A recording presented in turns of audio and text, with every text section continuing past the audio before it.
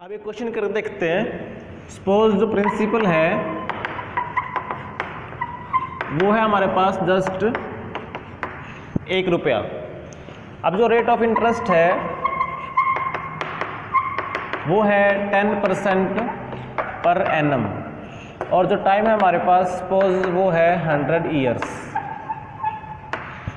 इसका मतलब हम 1 रुपये को 10% पर एनम के रेट पे 100 साल के लिए इन्वेस्ट कर रहे हैं। तो देखिए अमाउंट अगर हम निकालनी हो, amount after 100 years when interest is compounded monthly. तो देखिए जब मंथली इसको हम कंपाउंड करेंगे तो उस केस में जो रेट ऑफ इंटरेस्ट है वो क्या हो जाएगा, 10/12 से भाग कर दें, क्योंकि साल में 12 महीने होते हैं तो 12 बार कंपाउंड करेंगे तो 10/12 पर मंथ आ जाएगा। और टाइम को देखेंगे तो ये 100 ईयर्स है तो कितने हो जाएंगे मंथ्स, 1200 मंथ्स। तो अब देखिए अमाउंट हमारे पास क्या बनेगी।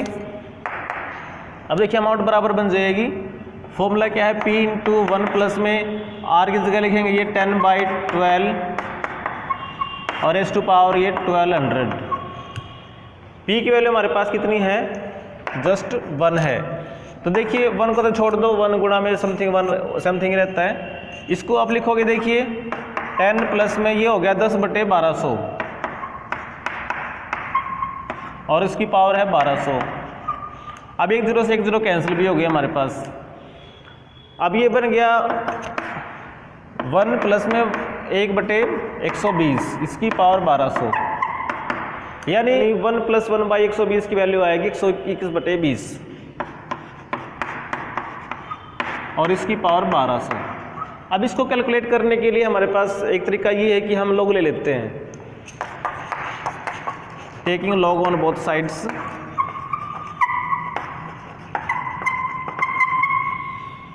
Log of A is equal to log of 121/120 और इसकी पावर 1200।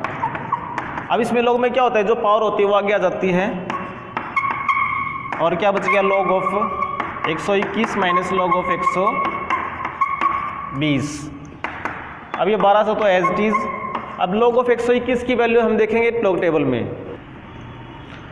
और लॉग टेबल देखने के लिए ना हमारे पास ज़रूरत होती है 4 डिजिट्स की। इसमें 1 2 3 तो है, चौथे के लिए हम ना पॉइंट लगा के 0 लगा देते हैं, तो ये 4 हो गए। तो 12 को देखेंगे हम 1 के कॉलम में और 12 का 0 वाले 0 तो खैर होता ही नहीं, तो 12 का 1 में देखिए, तो 12 का 1 में है 828, तो ये लिखा हमने 0828, ये 4 डिजिट का लिखना है। उसके बाद हम क्या करते हैं, यहाँ पे ना पॉइंट से पहले हमारे पास कितने डिजिट्स हैं, वो 3 हैं, तो 3 में से कम करेंगे तो 2 तो लिखेंगे यहाँ पे 2 पॉइंट माइनस में। अब लोग 120 का देखना है कि 12 का 0 पे देखना हमने, तो 12 का 0 पे है 0792।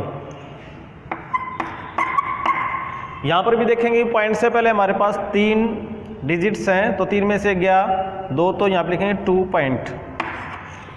अब देखिए इसको सिंप्लीफाई करते हैं, ये 1200 गुणा में इसमें से घटाएं, देखिए ये 2.0828 है, 2.0792 है, तो ये 8 में से 2 गया 6, 12 में से 9 गया 3, यहाँ रह गया 7, 7 में 7 गया 0 और 0 में 0 गया 0 पॉइंट और 2 में से 2 गया 0।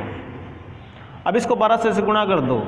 अब इसको लिख देंगे हम 1200 गुणा में 36 बटे में, देखिए पॉइंट के बाद 4 डिजिट्स हैं तो हम 4 0 लगाएंगे और 1 लगाएंगे। अब 2 0 से 2 0 कट गई, 12 36 से गुणा करते हैं तो 12 6 72, 12 3 36, 36 और 7 हो गए 43। अब ये बटे में 100 है तो यहाँ पे 4 के बाद 1 दशमलव लग जाएगा। अब A निकालते हैं, तो A की वैल्यू हमारे पास बनेगी एंटी लॉग ऑफ 4.32। अब एंटी लॉग देखने के लिए भी हमारे पास पॉइंट के बाद 4 डिजिट्स चाहिए, तो 2 0 हमने लगा दी। अब उसमें कैसे देखेंगे, 0.32 का 0 पे देखेंगे और वो आता है 2089।